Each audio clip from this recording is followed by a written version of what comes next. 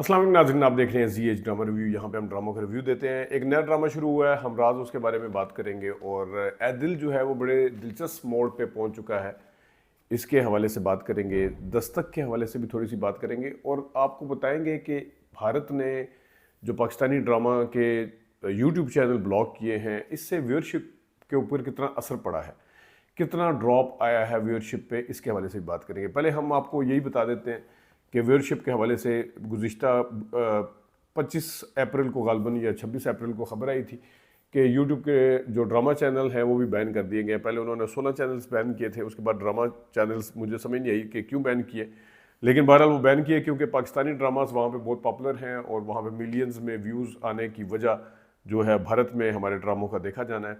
उसकी वजह से कितना डिप आया, कितना ड्रॉप आया इसमें व्यूज़ में। जिस तरह अभी ड्रामा लगा ए दिल, तो ऑलमोस्ट हर ड्रामे के अंदर 50% का जो है डिक्रीज़ आया, डिक्लाइन आया है। उसमें आप देख सकते हैं ए दिल, दस्तक, दस्तखत, राजा रानी, इनके बारे में आपको बताते हैं।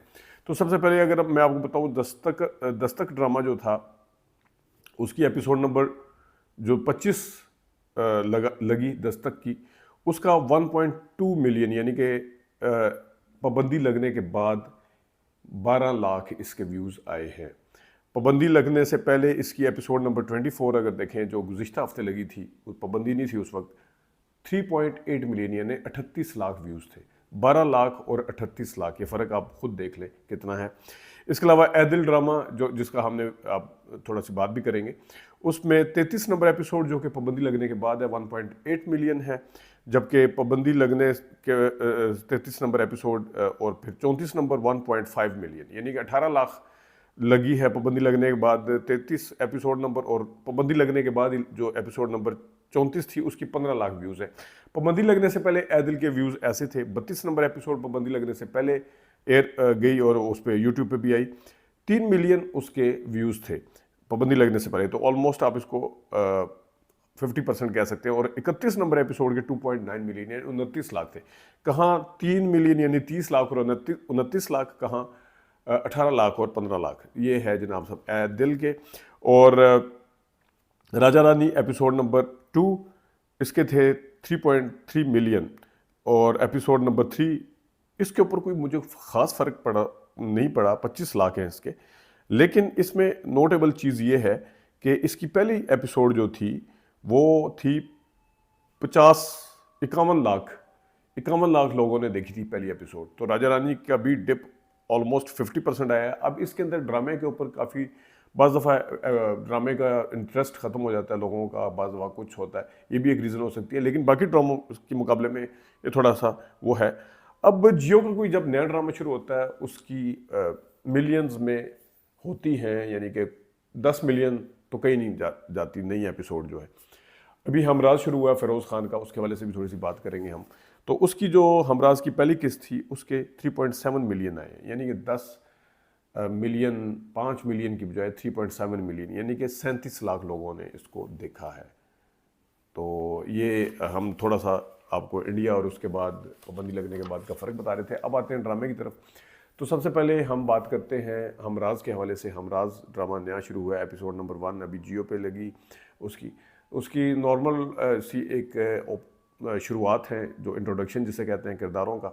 उसमें फ़िरोज़ खान है, फ़िरोज़ के भाई जो हैं हारून रशीद बने हुए हैं। फ़िरोज़ खान अपने भाई को लेके बहुत पोजेसिव हैं और वो फाइट वाइट भी अच्छी कर लेते हैं। और उस हवाले से उन्होंने दिखाया कि किस तरह मोबाइल स्नैचिंग में वो अपने भाई की किस तरह मदद करते हैं और किस तरह जो स्नैचर्स आते हैं उनको किस तरह मारते हैं। और फिर एक और भी उसमें सीन दिखाया। इसी तरह आगे जाके ड्रामा का लगता है कि जिस लड़की को हारून रशीद साहब पसंद करते हैं उसको ही किस तरह हासिल करेंगे। आयज़ा जो है वो रोल कर रही हैं सारा का, और जाहिद अहमद जो हैं वो इसमें उसके साथ हैं। उनकी मंगनी हो गई है जो भी है, और इसमें बाकी भी दिलचस्प किरदार हैं सारे। उसमें देखते हैं कि नूरुल हसन साहब भी हैं और किरदार भी इसमें काफ़ी हैं। जो जाहिद अहमद साहब हैं उनकी मुझे ख़ुद ज़ाती तौर पे आवाज़ बहुत पसंद है। इसमें जब वो उसको मिलने के लिए आते हैं छुपा के छतें फलांगते हुए, तो उसमें उन्होंने डायलॉग जो थे बड़े अच्छे बोले हैं। लेकिन जहाँ अपनी माँ को कहते हैं कि माँ आपको पता है कि आपकी कौन सी चीज़ मुझे अच्छी लगती है, वहाँ पे थोड़े से ओवर हुए हैं।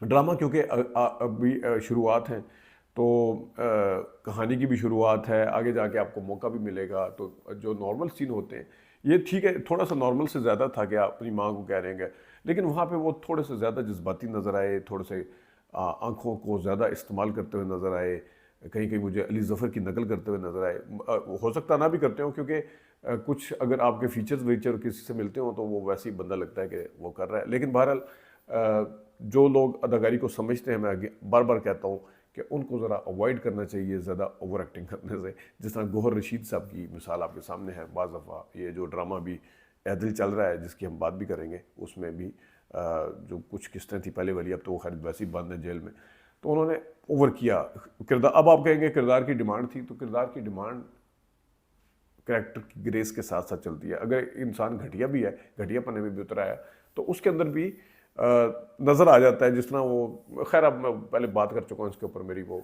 वीडियो आप देख सकते हैं।